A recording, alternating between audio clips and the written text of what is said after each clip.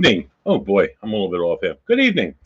Uh, it's Buddy Thayer. It's legit paranormal. It's Sunday. It's August 20th. If Mike were here right now, he'd be reminding you of the date, which is August 20th. Like I said, 08202023. I don't do anything for the math geeks. I hate math. I'm not a math geek. I never was. I never will be. However, this day in history, a few significant things happened. Me being a history dork, I'm gonna throw some things at you. Probably one of the worst days in American history, worst days in human history. And this day in 1619, in the lovely port city of Fort Monroe, the first ship arrived with African slaves who were sold into slavery for the first time here in North America, bringing an awful blight to this wonderful nation. The NFL was born in 1920 under the authority of Jim Thorpe, great football legend back in those days. Also born on this day in 1833 was the 23rd president of the United States, President Benjamin Harrison. He was preceded by Grover Cleveland and succeeded by Grover Cleveland. That's really all I can say about Ben Harrison. He was a Republican. He didn't really do too much. Also born on this day in 1918, author Jacqueline Suzanne. She penned Valley of the Dolls. Never read it, but 31 million people did in this country, and it was a big seller. Also a big seller in 1901, born in, well, he wasn't born in, but he was known for as the Serbian president, Slobodan Milosevic. Got in a lot of trouble. He died in the last 20 years or so, but he was born in 1901. And today's birthday, big celebration, 75th birthday. Big cheers to Mr. Robert Plant, lead singer and songwriter for one of my favorite bands ever of all time, Led Zeppelin. Great man. Did a lot of great things. So speaking of great men and doing a lot of great things, tonight's guest, before I bring him out, he's done a lot of great things. But before I bring him out, I'm going to bring out tonight's co-host, somebody else who's done a lot of great things, Sarah Paranormal. Welcome to the show, Sarah. How's it going, buddy? Oh my God, it's going okay. It's going all right. It's a little warm up here in New England. Went to a little agricultural fair here today called the Washington County Fair. It was good. They had pie eating contests. Nice. They had rides that I didn't go on. It was fantastic. Well, yep, pie's good. Yeah. How about you? How's Sunday for you down in you're in Florida now, right? Yeah, I'm in Tampa. It's quiet. It's been kind of rainy and stormy here, but not as bad as you guys got some, Florida type weather. We got twisted. We got twisted the other day. Twisted. Yeah, they hit on the highway about a mile from my house. They knocked the car like 10 feet up in the air. It crashed down. It was absolutely horrible. But no one was hurt, but just weird, That stuff isn't supposed to happen around here. So normally Mike would have me introduce my beer of the week. I didn't get to the liquor stores. In Rhode Island, we have this awful law in place on Sundays. The liquor store closes at 6 p.m. And having worked today and going to the fair all day, and then walking my lovely dog, I didn't have a chance to make it to the liquor store, but I happen to have a lovely bottle of Johnny Walker, which I'm going to be sipping on this evening, and then I can recommend that to anybody. You can find that in almost any liquor store. It's a little bit on the pricey side, but it's pretty delicious. So, cheers. So tonight's guest, he's coming to us from New Jersey, like Mike's Giants. He has been on the Legit Paranormal Clips show before. He is an author. He is a paranormal investigator. He is like one of the, I don't know, maybe pioneers, but he's like one of the leading guys today in ITC research, and he does some really cool stuff with ghosts. So welcome back. Welcome to the show, Ron Yacovetti. Hi, Ron. Hey, hello. Nice to see you both. Nice to see you both again. Very, very happy to be back. I appreciate the invitation and the intro. It's funny. I like nicknames. A lot of those adjectives that describe what you're doing or what you've done. I don't self-label any of that stuff. But I've been hearing pioneer for the last couple of days leading up to our docuseries launch, which was last night. I'm an enthusiast. I'm a student. I am as much teacher as I am student to my partner Tony Rathman, to my other partners, my girlfriend Lourdes Gonzalez, and Tony's wife Cherie. So it's been a fantastic ride. So, but all the positive labels, I appreciate them. I do.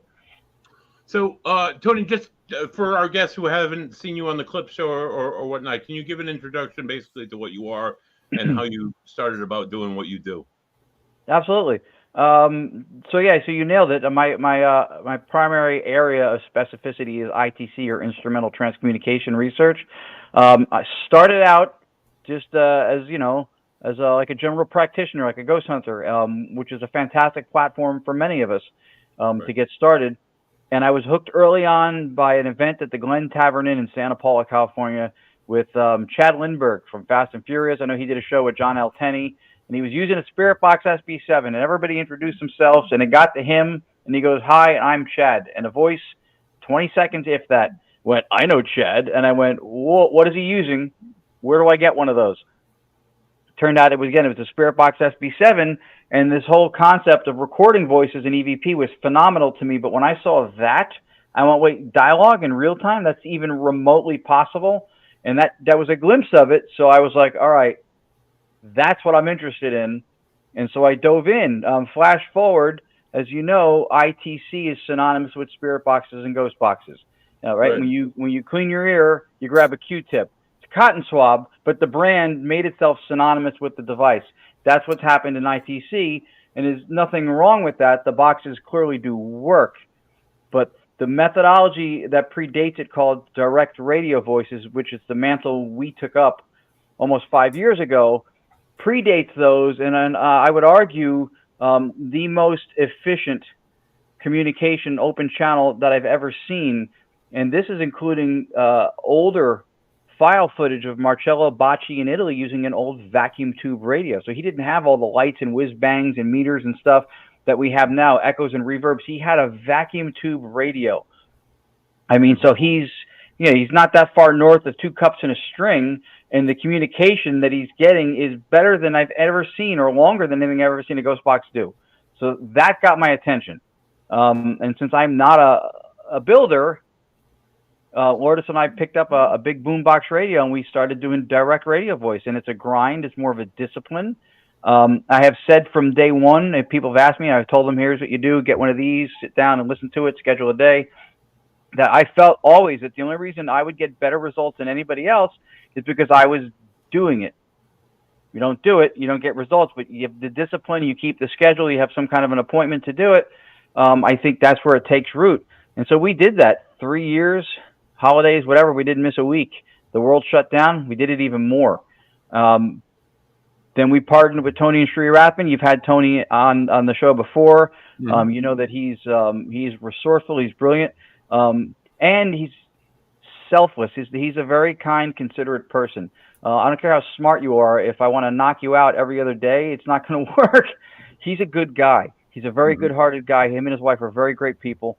So his contributions to this process, since they got involved, is part of what changed what we call now Staticom, because we took the radio out of direct radio voice, which took a lot of low-hanging fruit off the table for the cynics who say you're getting stray radio, you're getting broadcast. Now it cannot record, it cannot receive. It's just generated white noise in that moment with zero window of opportunity to contaminate. So that's what we're doing. Behind me is it was the slugline title to my first book, Knowingly Talking to the Unknown. The first part was Paranormally Speaking. And just last night on Paraflix, our 3-part docuseries that we did with Tony and Shuri, Lourdes and I, launched, and hopefully successfully. But it was, like everything we do is a labor of love. This is something that we worked on for a long time. Lourdes and I were sitting like 2 idiots listening to white noise for 2-3 years before anybody even knew we were trying to do direct radio voice. Tony built ghost boxes for 10, 11 years, never sold one. Another thing I liked about him, he was purely research driven, and that proved it, because who couldn't use a couple extra bucks from a good device they make every so often? But he never sold one. It was not his modus operandi at all. So this was a big deal for us to get this documentary out. And there are people who are looking to see if they can replicate or going to try to do this. We're going to be now more open probably to help people with it. We wanted to get this out there with what we had done and not lose the 4 years or 5 years now of behind the scenes labor. But that's probably the long-winded version of who I am. So I'm going to throw it to you. You got any questions for him? I have a lot of questions, so we'll start with one. So I was lucky I was able enough to fit most of the first episode into my schedule. So I watched it this morning and it was really good. Really good, very technical stuff. So I'm going to go back and watch it again. But I was happy I got to fill in because I'm like, oh, I can ask questions to the man himself. I think the first thing that really interested me is when you were talking about how I think it was your grandmother came through and said your name, but you didn't catch it at first. Yeah. And you were speaking about it had to do with the speed at which the voices were coming through.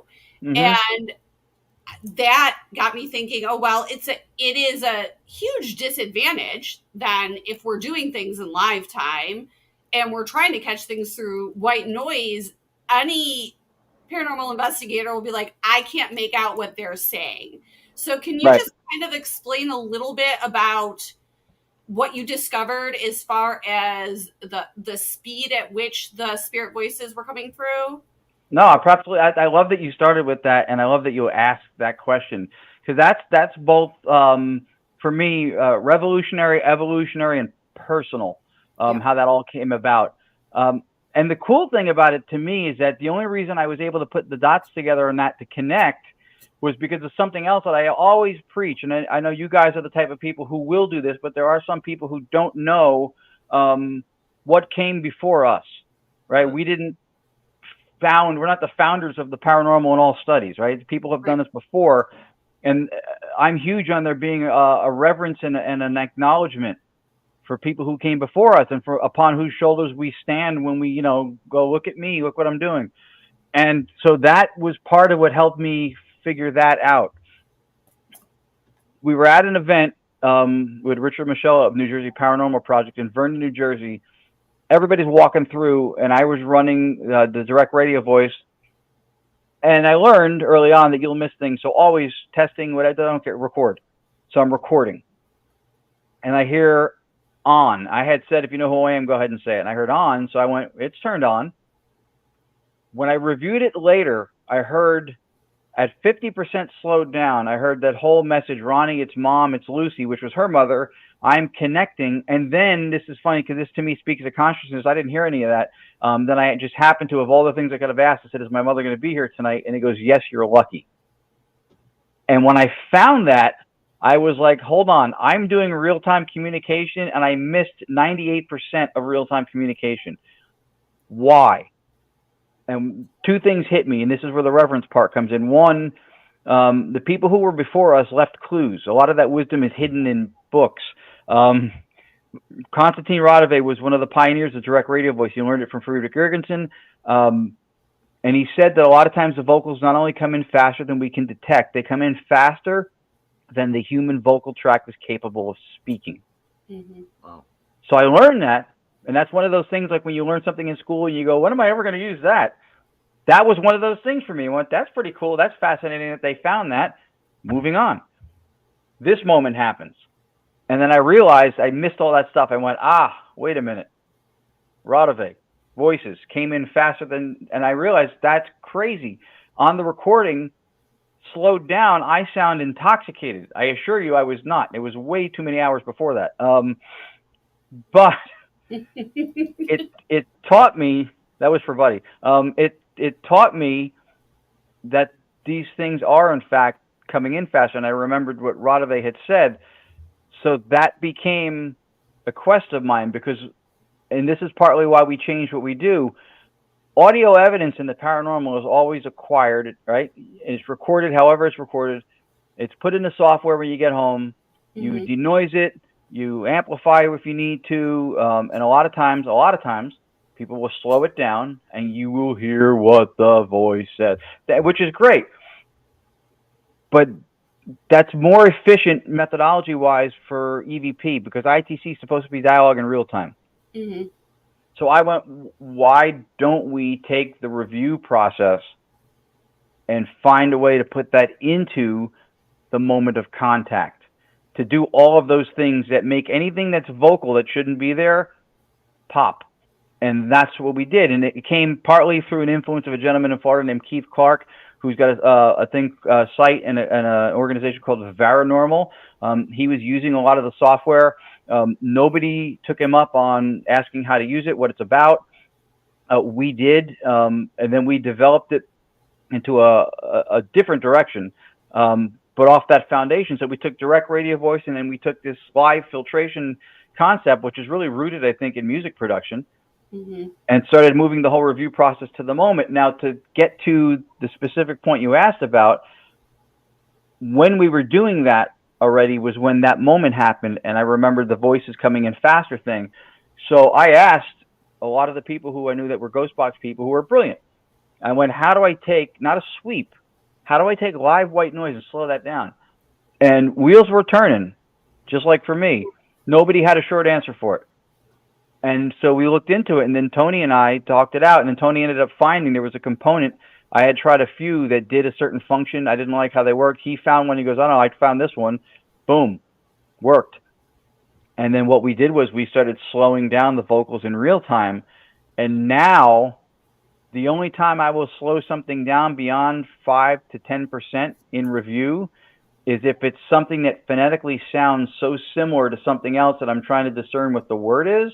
Right. Again, this is not Verizon, T-Mobile, or AT&T, so we are still going to struggle with levels of communication, which, by the way, I pay those people very nicely and promptly every month, and I still struggle with them.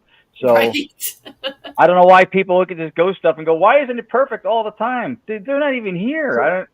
So Ron, I have a question for you then. So we talk a lot about like EVPs, or we talk a lot about now I know, I guess I could say I know the difference being an investigator, but like Mike, I have to represent Mike and speak for the dumb. Doing, understanding, much more, I think, is the anagram for that. What's the difference between an EVP, something that comes out of direct voice, something that comes out of the spirit box, something that comes out of like a pendulum session? What's the difference between all? Is there any difference? Yeah, no, that it is, and I love that you asked that question. So any type of divination or spirit communication, right, can fall under a blanket category. Everything was electronic voice phenomena initially because it was electronic and it was using some kind of device. But and this is a reverence thing. In the 90s, I believe, in the mid-1990s, a German physicist named Dr. Ernst Sinkowski came up with the term transcommunication instrumental, or the English version is ITC, instrumental transcommunication, to differentiate between recording and reviewing, which is EVP. Something comes in, you can't detect it, you play the recording back, whether it's a wire, magnetic wire, tape, reel, whatever, you hear it, right? The microphone sensitivity picks it up, your ear doesn't. Or to differentiate between what we're doing, which is dialogue. Okay. Now, so that was can you pick up something on direct voice and, like, say, a disembodied voice, and an EVP? Does that ever happen?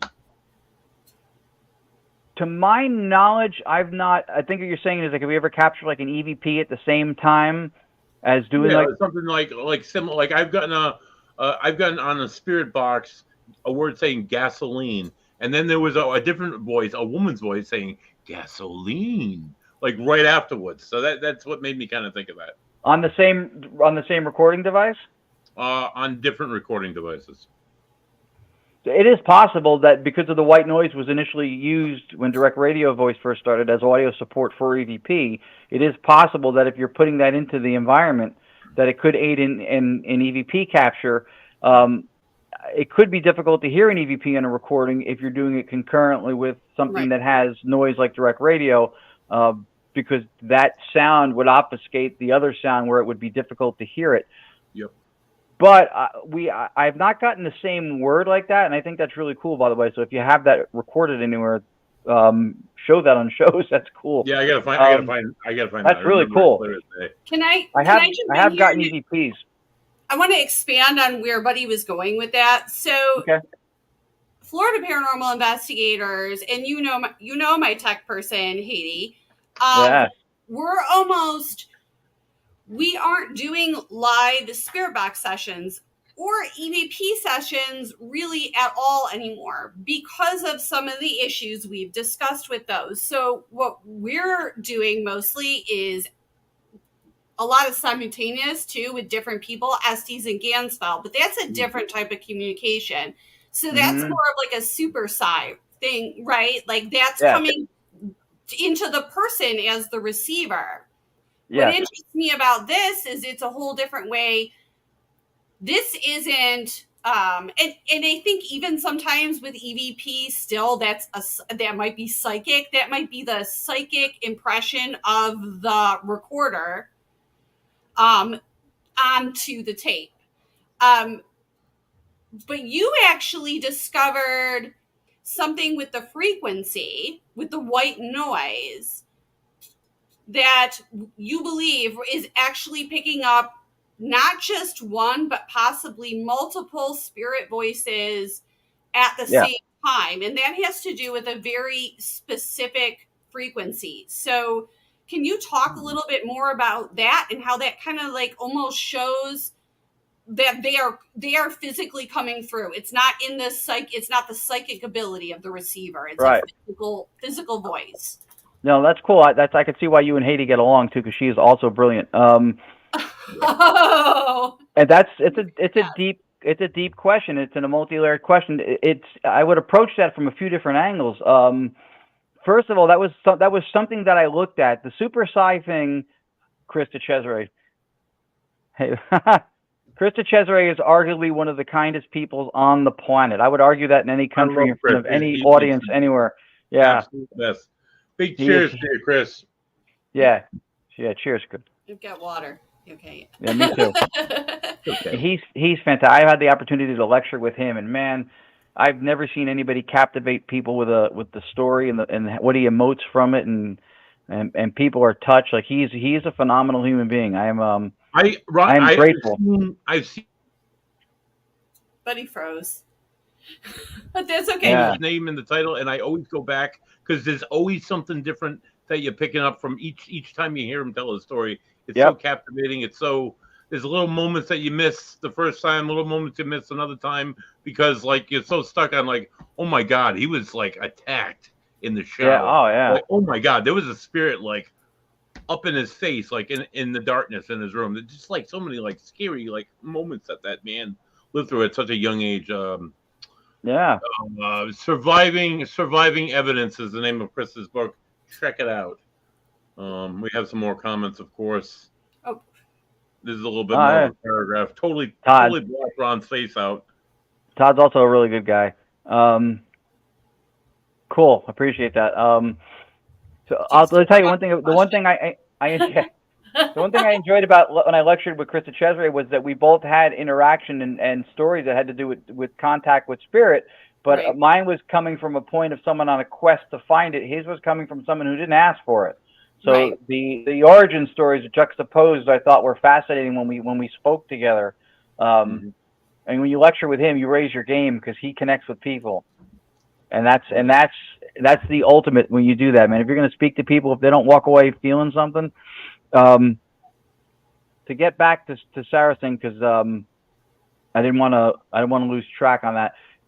So first of all, I would always keep doing EVPs. If you can vet the authenticity of your recording through environmental control, nobody whispers, and Haiti knows this all this stuff. This is all textbook. I would always do it because there's always something fascinating about a vocal response that should not be there out of thin air onto any kind of recording device. And to Buddy's thing from before, we've done direct radio, and I'll explain what's going on to people that are there, or I'll do an introduction to the spirit before I actually start doing it. And I've gotten EVPs on the recordings during that, saying certain things. So that's always something. Not only that, Ron. I used to investigate with a man, also a New Yorker like Chris. This guy would go to investigations and bring at least, easily like 100 recorders. Okay, but in a spirit box session, he set up like 4 recorders all around the room. He set up recorders in every other room. And he did like EVPs in rooms where like there was nobody, where there was nothing going on. It's like random voice that comes. That's smart because there's no control sometimes over when they may happen. Chris Allgood from our podcast does that. We did the Montgomery House in North Carolina with them, and he places recorders on orange buckets in different parts of a house so people know there's a recorder there. And he gets stuff in rooms when nobody's in there. You can hear the people in the other room, or we're all outside, having a drink, taking a break, getting out of the heat. And there's recorded. So when people do that, I think that's smart, because anytime in the environment you could get something that you weren't planning on. It doesn't always happen on Q&A. So whoever that person is, that's a great approach to canvassing a location for audio. And we're definitely doing it. We're just not doing live. So we're not doing a question, rewind, playback because of the reason it's so. In fact, I even picked up a tip. I took a lot of classes from Lloyd Auerbach with the Rhine. And I usually will bring an EVP recorder with me. You can take a pair of headphones, plug it into the headphone jack, and cut it. Yes. So that when I get something on that EVP recorder, it's not picked because it's not recording sound from the environment at all, because there's no mic attached to it. So there's lots of different experiments you can do with EVPs.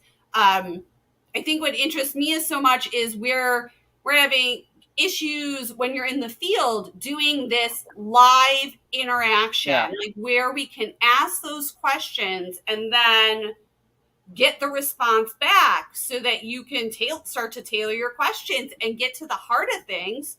Instead of what we're doing now is perhaps we have to go review all the evidence, slow things down. Haiti slows things down. Haiti cleans up the audio, and then we all listen to it. But then we got to go back to the location. Right. Maybe our hypothesis was wrong based on the evidence we got. But so don't let me. Yeah. Right there. Don't let me forget to address that with the white noise resonance part because that answers the question where we're going with this. But to speak to the other thing, the one thing that I found interesting was that like with the super psi aspect of imprinting our thoughts or voices onto recording this stuff. I've spent the last couple of years, I've been studying consciousness a lot. I looked into, again, pioneers who have done audio work in the past. I don't think the data to support the possibility of that happens is anywhere near the strata of where people think it is.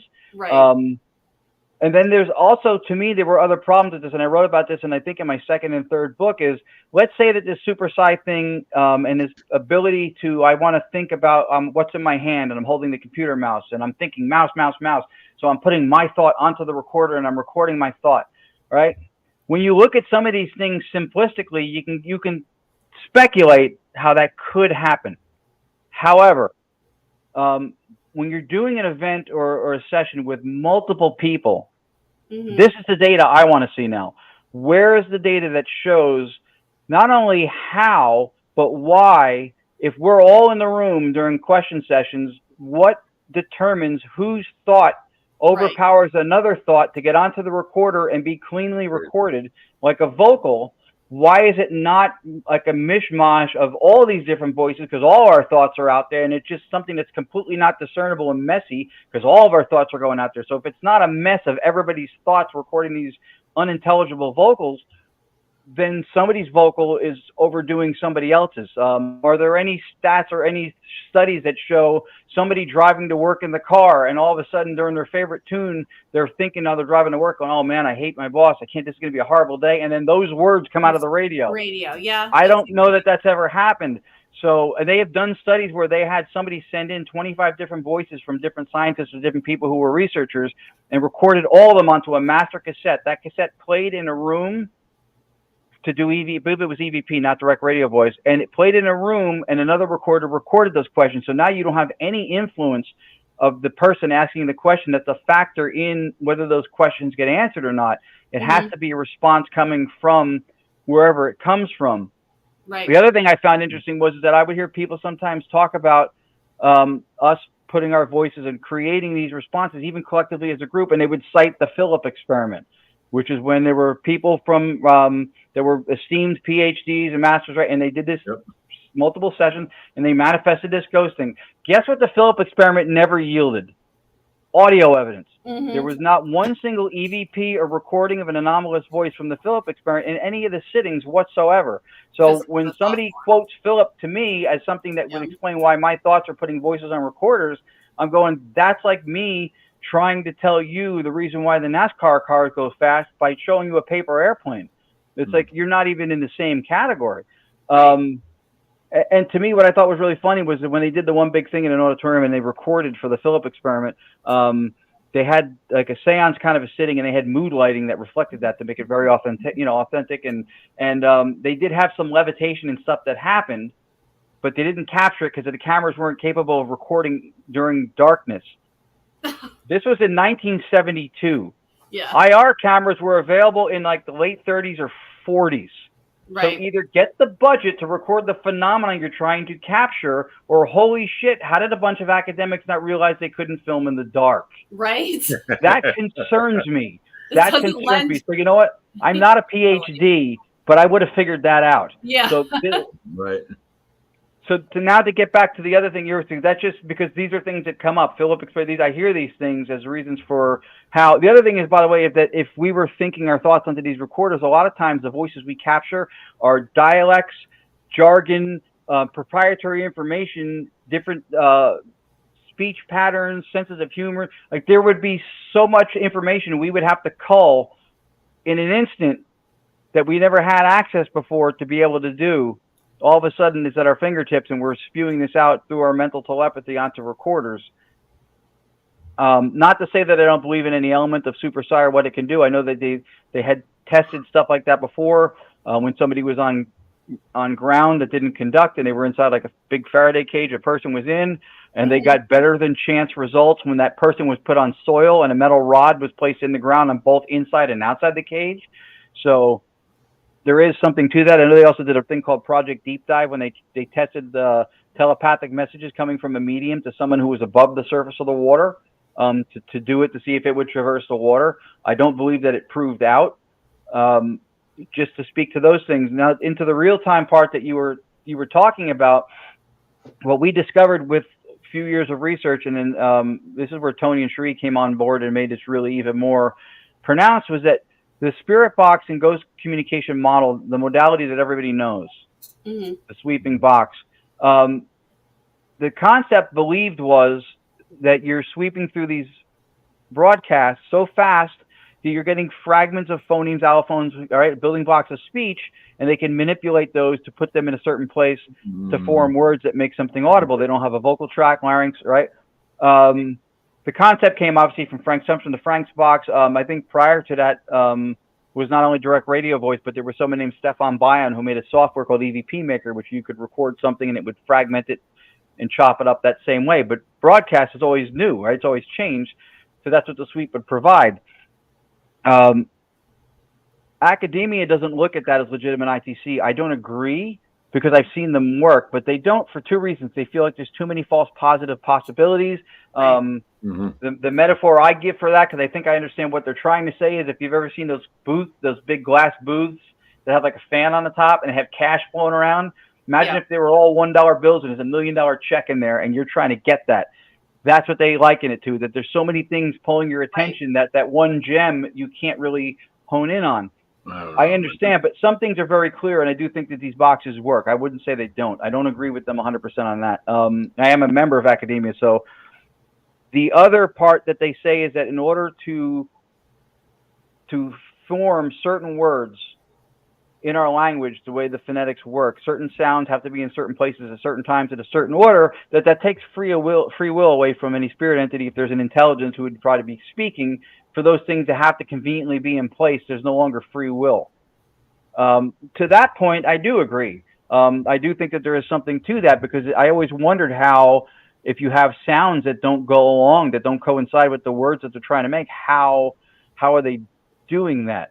What we found and what we believe in, if you've heard spirit box stuff, which I know you both have, a lot of times when you get a voice through the box, and you'll hear it on the recording the same way, it's lower in decibel level, which is measurable. It's lower in volume. You can hear it, but it's kind of harder to hear. Sometimes they're above to what I call, they replace the sweep. You don't even hear the anymore. You just hear the word or the 2 or 3 words. And what we found that we believe is happening, which is what we built off of with direct radio voice and Staticom, is what's called stochastic resonance. Every frequency a human can hear, 20 hertz to 20,000 hertz, is within white noise. If anything enters into that and resonates with just one of them, just one, those two frequencies will embolden each other, but the rest of the white noise remains unaffected. So you have what in audio is called a greater signal to noise ratio, and what was not detectable now is. Oh, Tony Rothman, it is possible the frequency transmission from EVP to the recorder is different from the transmission to broadband white noise. Yes, that is also true, and that is one of the reasons why that is my partner. Smart guy. He is. No, absolutely. He absolutely is. Like I said, we have taught each other from the jump, and I love that because he keeps me on my toes, and I think I do the same for him, and it's very symbiotic. So that's what we found was that through stochastic resonance. So if they're using the white noise, that would explain why even with a ghost box, sometimes the vocals come in resonating at a lower level, and sometimes they come in higher because it has nothing to do with the phonetics in the thing. Do they coincide with that decibel level where the phonetics are randomized? Sometimes, yes. But that could also be why when we do direct radio voice or Staticom, where we hear also multiple voices, because just like all of us talking, we may register at different decibel levels, different hertz levels, right? So you could have that same thing from wherever they're coming, and you'll hear multiple voices because you'll have different resonance from different parts of them, or whoever it is, or however they're speaking or thinking to us. So that's how we think it happens, and I think also through inverse stochastic resonance is possibly how our vocals are getting to them. So so when those two resonance, the white noise is amplifying the spirit voice, is what you're saying. Whatever frequency within the white noise. Yes. The source signal, which is the spirit voice. Yeah, whichever one it matches up with of the tons of frequencies in white noise. If two of them match up, there's a great example that I gave in the docuseries about how the first Tacoma Narrows Bridge was taken apart by wind. Which you would think was like 150 mile an hour, 100 something mile an hour. It was a 40 mile an hour wind. Right. And what happened was that there was frequency in the wind that resonated with frequency within the structure of the bridge. And if you've ever pushed a child on a swing, right, if you come into the swinging motion at the same way that they're swinging, you build and you get amplification. If you interrupt that pattern slower or faster, it staggers it. You don't get the buildup. Right. So that continued until it amplified, until the bridge, which was able to sway and give, couldn't do it anymore, and it came apart. So that's how the resonance works with amplification. So if whatever these sounds or vocals that we're getting are originating from, when they enter into the white noise, where they resonate is where they become more detectable. And then the one that matches it in the white noise, but the rest of the white noise remains unaffected. It does not get built up or amplified. So now what was not detectable is, and I think that same modality works in a ghost box. It's harder to detect it that way because you're listening to other stuff. Right. But that, I think, explains why you get lower and higher than the decibel level of what the broadcast sweep is when you capture stuff on the ghost box. I also think that that's why there's a brevity to the messages, because of the sweep is truncating the process of them resonating with the white noise by going through the band. Ron, let me ask you really quick. So when I founded Ocean State Paranormal, my paranormal research group back in 2012. At that time, we didn't have a ton of money. We invested in the SB7. I think it was just like a little, looked like a radio, but broadcasted nothing. It was just pure white noise, no matter what you were on. I got a lot of good stuff that came through that. However, we thought the spirit box was more up and coming, and went out and spent all sorts of money on different spirit boxes over the years. So would that be a recommendation to investigators like myself wanting to try this out on a low budget start? Would be the SB7? Honestly, depending if you're looking to use a ghost box the way a ghost box works, I would buy a ghost box, and there are people who build them. Holte Paranormal, Katie Stafford, Jay Prather, Austin Maynard. These people are phenomenally intelligent people. They do fantastic work. If you're looking to do something tantamount to just using the white noise through resonance like direct radio voice, you could literally just get a world band radio, or you could get a white noise generator.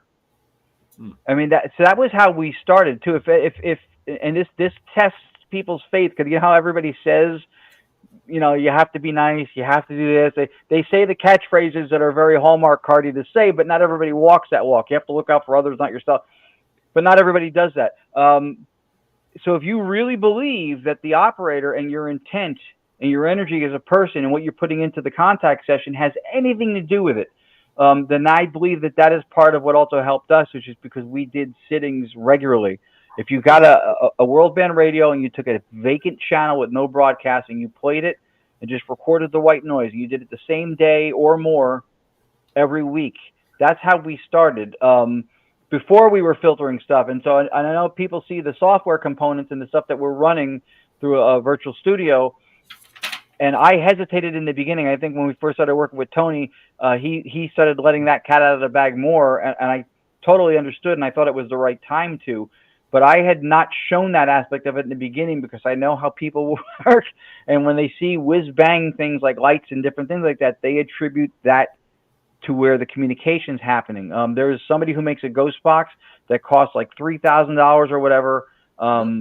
It is beautiful. It is a piece of art. It is wood and brass, and it's crafted, and it's incredibly beautiful device.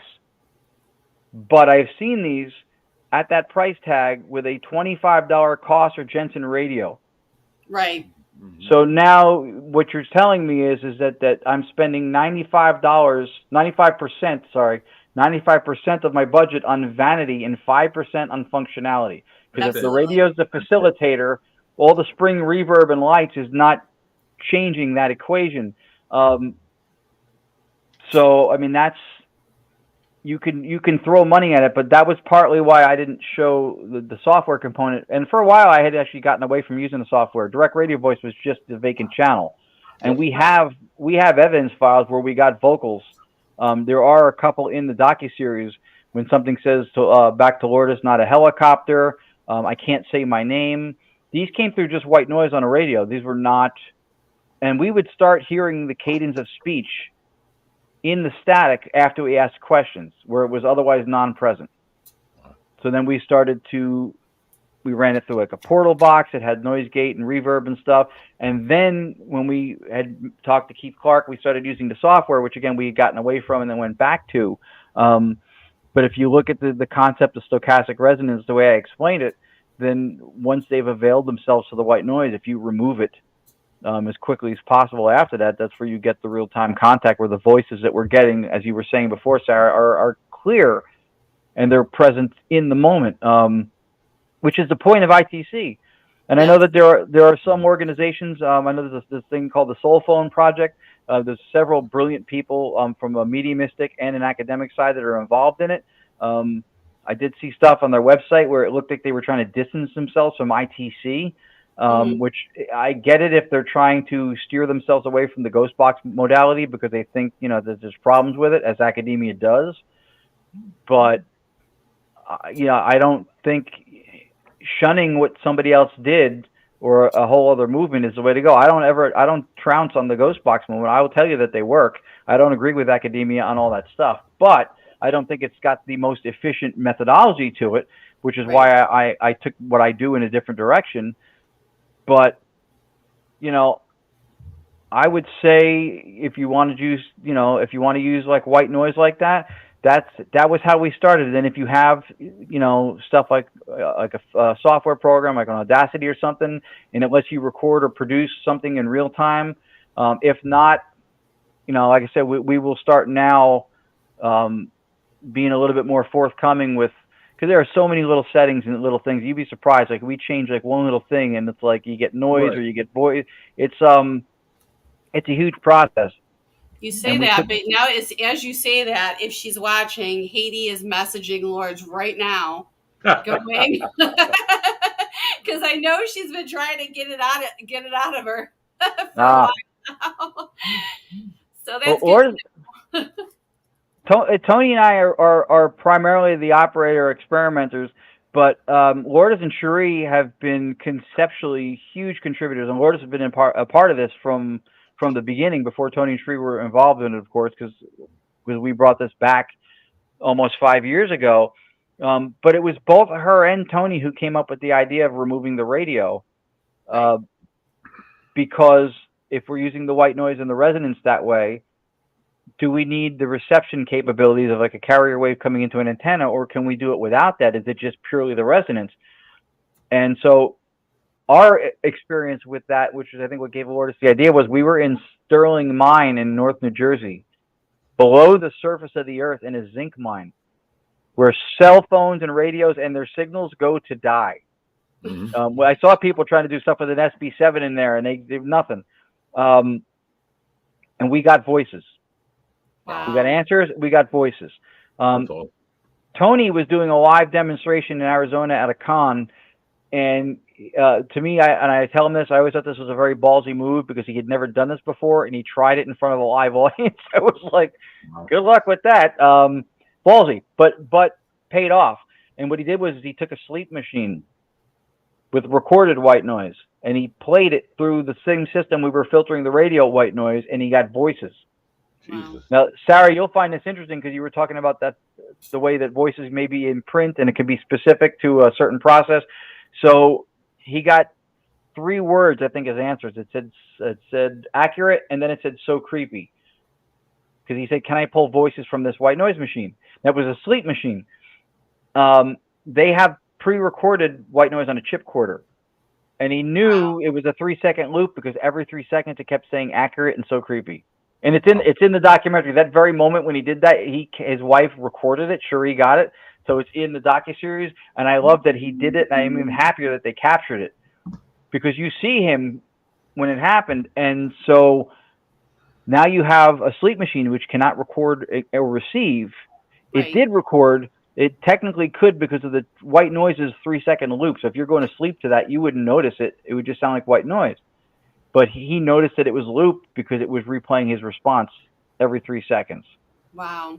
So the chipcorder, which white noise was put on, got imprinted upon. The same way if you were doing EVPs, if we were all in a room doing EVPs and one of us got a voice but the other ones didn't, but we're all next to each other because it's not an ambient sound, same thing. He gets the voice, it's imprinted on that chipcorder, so now that machine is toast. He can't use it anymore. But that taught him the same thing that Lourdes picked up from our experience was that the radio portion of receiving signal was not necessary. Wow. Right. And that's I think it interests me so much because the more and more I do the Gansfeld in the field, the easier it becomes. And I'm getting to the point now where I don't even want to use the spirit box when we're doing MSCs. I might just use white noise. And I'm can I just pause for a second there? Yeah. I know what SCs is. It's where you play it and you have you can't see anything. Heidi did it with me at the jail, and it was absolutely phenomenal. What's the Gansberg? I'm sorry. So, Buddy, what we do is we have the receiver, so that's usually me on our team, and I'm wearing a pair of ski goggles Haiti made because she's brilliant. Yep. And they got red, yeah. Yeah, and they've got a film over them, and I'm staring at a ring light that's showing red, and I'm just listening to white noise on noise canceling headphones. Oh, that's what I did with her. Yep. That's what you must have done with her, and it puts you into almost like a trance-like state. I think that's the combination of the light and the noise, just a sensory deprivation. But it's a very singular experience, right? Yes. So, they might be asking questions in the other room and getting a response from me, but everyone needs to trust that I'm hearing what I say I'm hearing. It was phenomenal. It was see how important integrity is in the field for several minutes for me, and then it was another man saying, I'm here, over and over again. Yeah, we've gotten amazing results, but for me, it would be, integrity. So, of course, my team trusts me. And, of course, the people that know me know that I have integrity. But, like, if I tried to even send this to, a panel of parapsychologists, they'd be like, that's bunk. Yeah.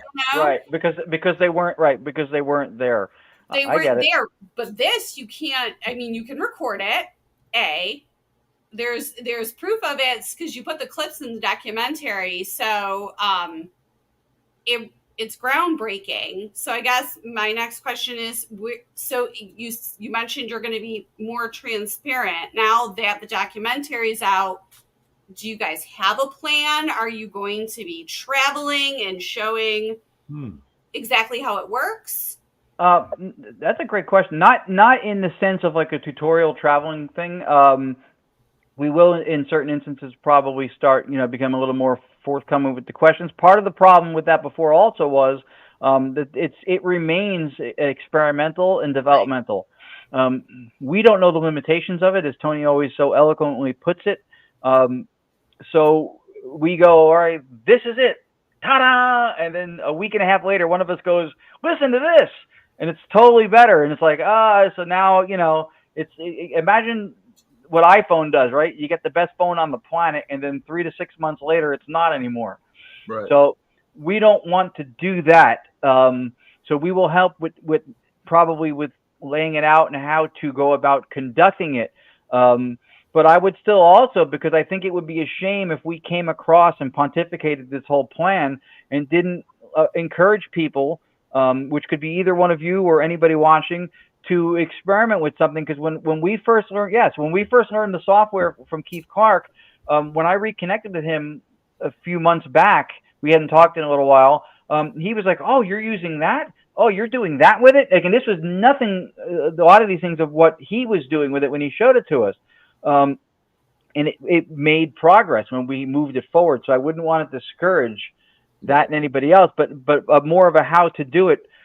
Yes, for sure. Gansfeld is more of a psi-related thing. We did it with Haiti before, when somebody would draw something and then the person in the other room would see if they would see it or get it.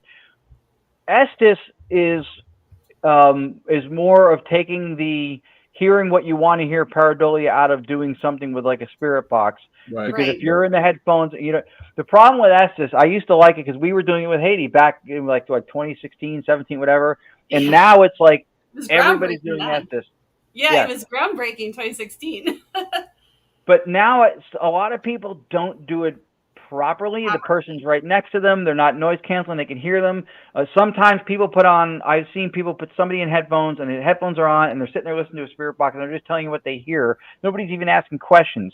That's not paranormal research. That's any 747 flying across front of you at any time. There's some schmuck in headphones saying stuff that they're hearing and you're not. That's not how it's supposed to work. I get the validity of it. I don't dislike it. I think it just got played out to me because I saw different renditions of it that weren't authentic in protocol and process. To say that you were getting something that was vetted, and even more so, like you were saying before, you really are trusting the integrity of somebody else or their ability to hear, which varies, can vary per person based on a variety of things, that what they're reporting is really there. You had mentioned about what we're doing almost being irreproachable.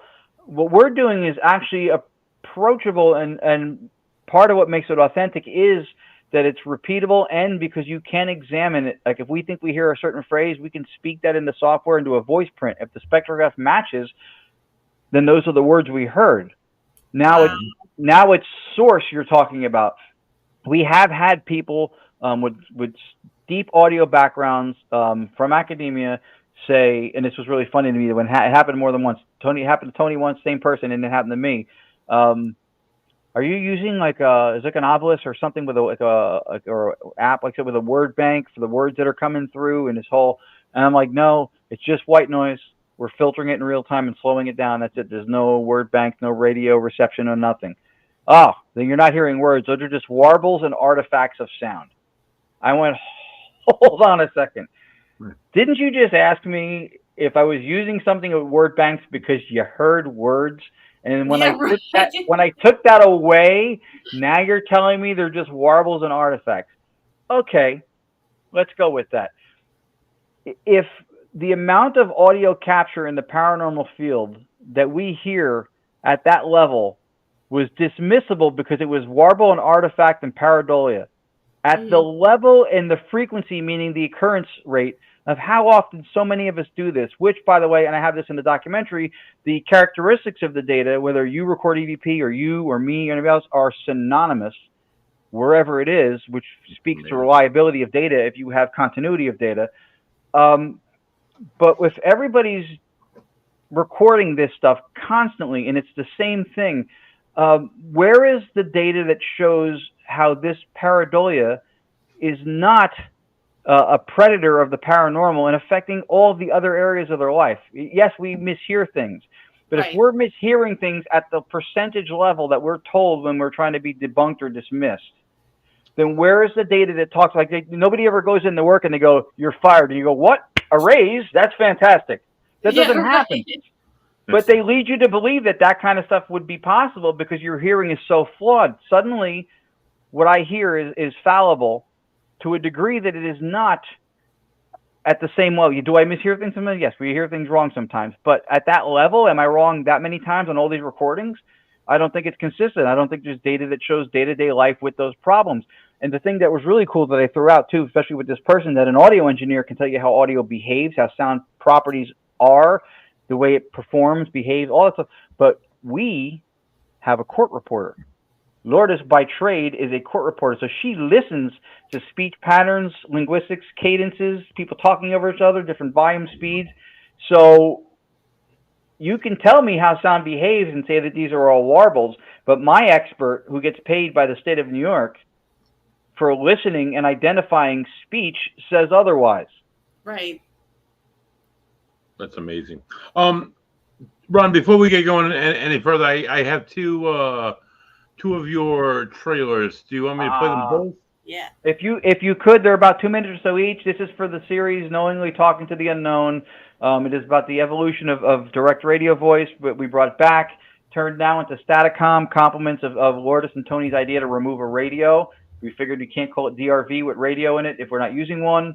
It just launched last night on Paraflix. They have a fantastic deal, a lot of good content on there. Ghost Finders, shows that you can watch, Haunted Nation, and it's like $40 a year for the annual. You can pay $4 a month, and if you use the code Staticom25, they take 25% off that $40. I mean, wow. You know, people spend more than that in an hour to drink or smoke. Or both, right? Or both. That's even more expensive. So, yeah, I'd appreciate it if you do it. Buddy, check your phone. Yeah, I'll play it right now. Just give me a second. Here we go. I'll play them both. I'm going to play the first one first and the second one second, I guess. That's a good order, buddy. Right.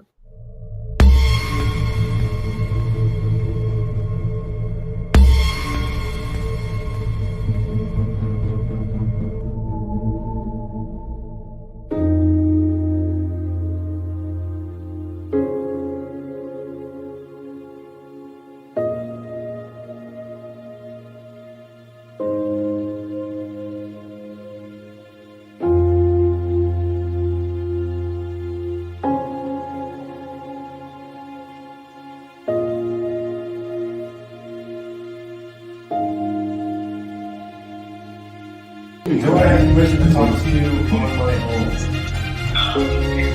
Alright, Spirits, I'm gonna do a test. Are you willing to participate in that?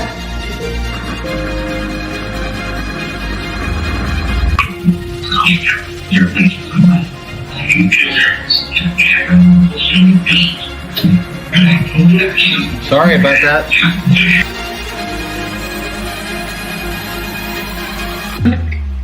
I'm saying that.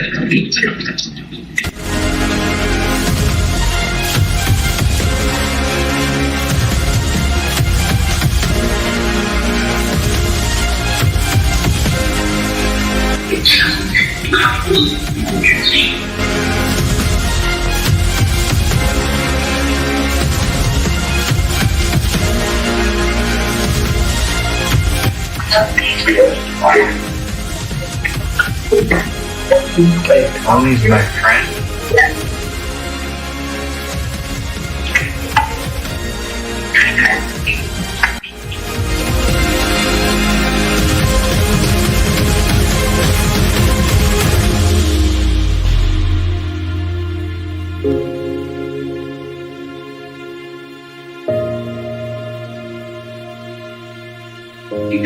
Did James Patterson come to North Carolina weeks before tonight? Did he?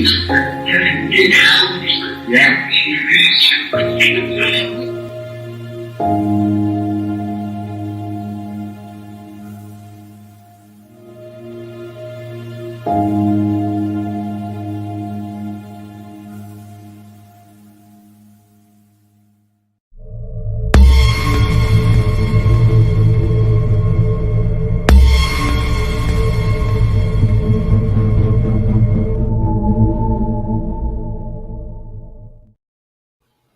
2.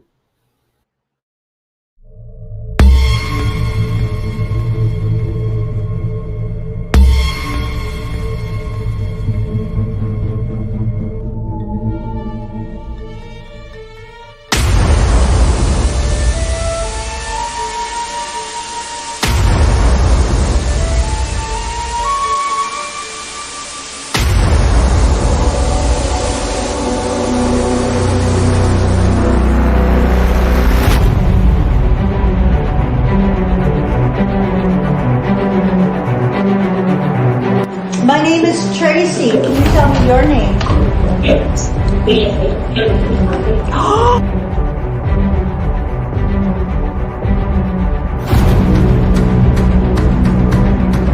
Something new that I haven't seen ever in the paranormal one. There's nothing about this on TV or anything, so I figure let's give it a shot.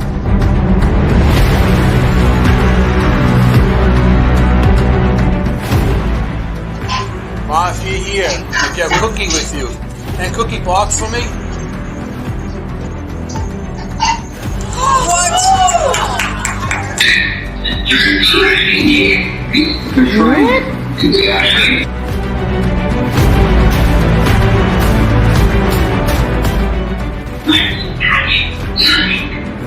I couldn't get radio reception or cell phone reception. There's literally no signal being broadcast from towers that gets into this part of the earth.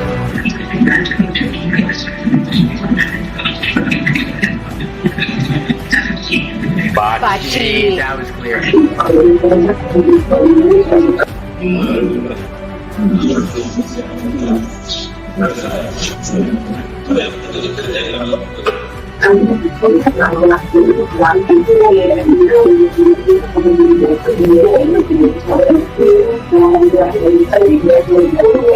I just hear Ron Yacovetti?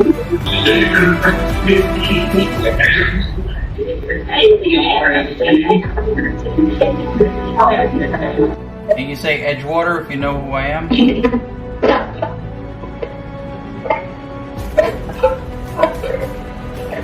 I heard it.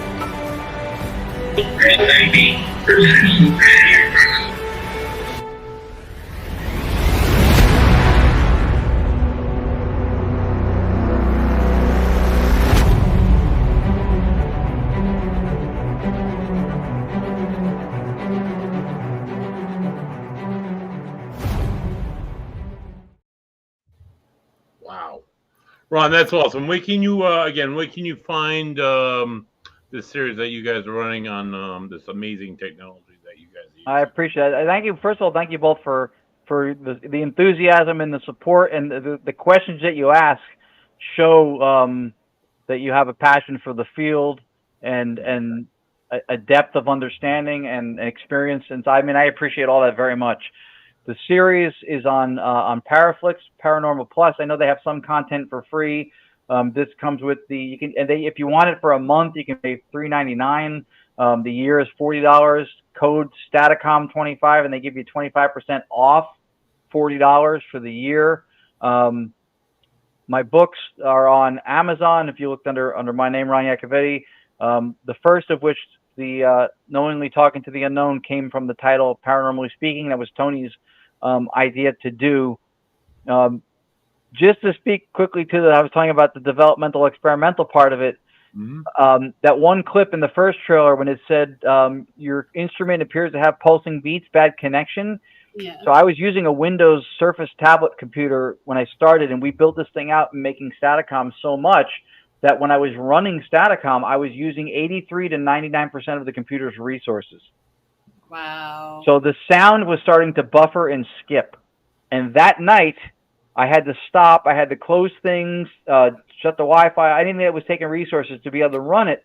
And when I fixed it and I got back online, I asked the spirits, I said, what happened here? What happened to us? And that was the answer, which was exactly what was happening to us. We were having pulsing beats because it was buffering. And to speak to the developmental part of it, I bought a new gaming laptop, and it took 2 weeks, including a couple of sittings going over stuff with Tony, for us to figure out how to get it back up and operational, because there were a lot of enhancements. to this computer that I didn't have before, but not everything was syncing up, and it was 2 weeks of hell. I was Mike Tyson with no knockout power. I was like, I can't do what I do. It's not what? No.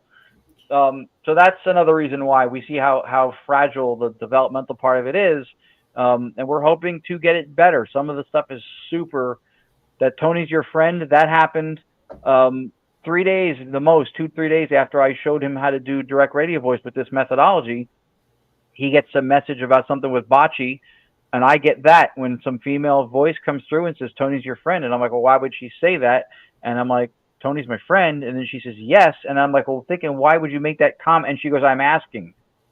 And then we went, oh, they want to know if he's okay. Yeah, right. So that's really, it's been fantastic. Just what it's done. He did a digital seance event in Arizona. We ran concurrently and asked how many attendees he had, and they gave us the exact number. The next day I talked to him. It was exactly how many people he had. So we don't know the limits of this yet. We still don't know what it can't do. We know what we can't do. So far, the biggest limit and albatross to this process is us. And as soon as we figure stuff out, we try to move it forward. That's awesome. That is really awesome. It's a wonderful new technology to use as an investigator, as any investigator would like to do. Everybody's always looking for the newest technology, and I don't know. You guys seem to have it, man. You guys between you and Tony, you guys have some like phenomenal evidence. I appreciate that, but remember earlier when I spoke about reverence and acknowledgement of the people before us. If I had not seen that they had done direct radio voice in Europe, because it's not on TV, it's not part of the American ghost hunting craze on shows. If I had not seen that, I would not have known to resurrect anything. I didn't create direct radio voice. I resurrected it because I did not see it being done anywhere. Well, Ron, what you've resurrected is absolutely beautiful. It gives us a whole new angle almost as far as communication with the other side, which I believe is dead people. So that's absolutely fantastic. Sarah, do you have anything you want to say before we wrap up? I mean, I would go a step further and say, well, I want to say thank you for bringing this to the attention of the American public, because I think it's much needed. This, I think, is the most groundbreaking new evidence that I've seen since I've started that comes close to actually being irrefutable proof of the afterlife, which is so important for us all to understand and learn from those that came before us. So thank you guys for all of your hard work.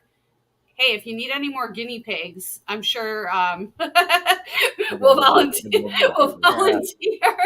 That's very kind of you to say that. We appreciate it very much. It's so funny. I think we have a roundtable discussion in the 3rd episode of the series, and I think I said this phrase, it feels very turtle on fence post. Like, if you ever seen that kind of situation and how did it get there and what's it going to do next? That's kind of how it feels. When we started doing this stuff, I had read books from Dr. Annabel Cardoso in Spain, and she sat with the guy who came up with the term ITC. She sat with Marcello Bacci, Friedrich Jurgensen, Konstantin Radov. These are the pioneers in Europe who made this stuff exist for us to even do. She sat with them. That's who mentored me. She endorsed my first book. She gave us 2, at least, I think, that we used testimonials in the docuseries. So I am still looking at this process, and I can't believe what's happened with it and where it's gone. Yes, it absolutely leveled up when Tony and Cherie got involved, because those people are definitely Midas touch people. What they get involved with gets better. But when we first brought this back, and I had no idea that words like pioneer and groundbreaking would ever be coming out. It wasn't why I did it. I'm not a builder. I wasn't going to be soldering circuits and building ghost boxes. I would have fewer fingers if I had. So I don't. But we didn't know this was coming. There is, I think we can say it now. I'm not sure what the official release is, but I know that at the end of 2022, before it was Staticom, still using the radio, but same process. We did an episode of Deathwalker with Nick Groff. They flew us out to Ohio. And he is not only a fantastic person, but he has an amazing connection with spirit. He got a lot of responses doing this. So that's also something else that will I'm only mentioning it because I one of the producers was on a podcast and he was mentioning that we had filmed it. So I'm like, I guess I can talk about it. I'm not, yeah. I'm not saying, but more importantly than anything, thank you for having me on again. Thank you for the kind words and for the support. I think as much of a lesson as anything anybody could heard coming out of my pie hole during this hour is the example that you guys show for support of other people in the community and unity of trying to move things forward. So, and that is one of the easiest lessons to get lost and all this stuff. So I appreciate that very much. Absolutely. Thank Ron, you. when I first got into this field, I did so for two reasons: to expand on my knowledge and my experiences and help others to understand what they might be going through. We used to do like at libraries. We used to present evidence or present data that we collected and just talk to people. And just like, it's not crazy what you're experiencing. A lot of other people have experienced this before. And a lot of brainiacs that have actually studied this. It's just kind of more under the radar. Just kind of, you got to look for a little bit more. And just like, as an investigator, again, I got to say it, hearing and seeing your stuff it's absolutely tremendous. I look forward to any future ventures that we have having you on either one of the shows or anything in between. And, I all appreciate all the work that you guys do is absolutely, from an investigator's point of view, it's right on, man. I want to give a big shout out to one of our viewers, Lieutenant Colonel Jeffrey Ahern. He gets commendated. He gets promoted a week after Labor Day, but he's already Lieutenant Colonel. So cheers. Thank you. Jeffrey Ahern, thank you for your service. Thank you Absolutely. for your little brother. Tune in, legitpodcast.com. We have shows all week. Tomorrow night, it's Russ Stiver will whip out his compass of curiosities and take us to another realm of the paranormal, and they'll discuss paranormal stuff on Tuesdays. It's a metaphysical evening. You'll have, you might have a rerun of Auntie Dale's It's a Metaphysical World, followed by or preceded by Sarah Gagney, Sarah G. Witch MD. She's a medium. She's a fantastic woman. She's tremendously connected. She's amazing to talk to. She's amazing to listen to. Tune into Sarah. She's on it live at 7:05. And maybe there will be a rerun for Metaphysical World at 8:05. Auntie Dale will be back on the air live from South Carolina the first week of September with medium Roland Comtois. Tune in live. It's Tuesday. I think it's September 9th or I don't know. It's the first Tuesday in September. I'll post on it. On Wednesdays we have Mike L does legit paranormal news with Dreamy David Barr, and Cynn Shrader generally joins them. And I get a little fuzzy for a second. And then it's Rini Rodriguez does. Oh Christ, what does she do? It's a legit Into the Darkness, and they talk about like serial killers and awful people in American history and stuff like that. Thursday nights, it's the Clip Show with myself and Sarah Paranormal. Then Sarah Paranormal and whoever else she happens to have as host does a legit paranormal 101, yeah, where they talk about. Oh my God, we talked about crazy shit last week, but I mean, we did. It went off the rails last week, so this week we'll do equipment again. Yeah. But we started talking about the dolphins, and that was the end of it. But yeah, it's usually a show geared towards people trying to break into the paranormal field and what to expect and what you can use, and yada yada yada. Friday nights we had the Bigfoot guy. I don't know if we have the Bigfoot guy anymore, but tune in almost every week. Next Sunday, I don't know who our guest is going to be, but on Thursday night we have Christy Grissom. She's a paranormal investigator from Don't Ask Me Where, and she's going to bring on some fantastic evidence. Awesome. She's great. Every night, www.legitparanormal.com for Sarah Paranormal, for Ben the Yakovetti. I'm Buddy Thayer, Buddy Money Thayer, and this has been Legit Paranormal. Have a good night.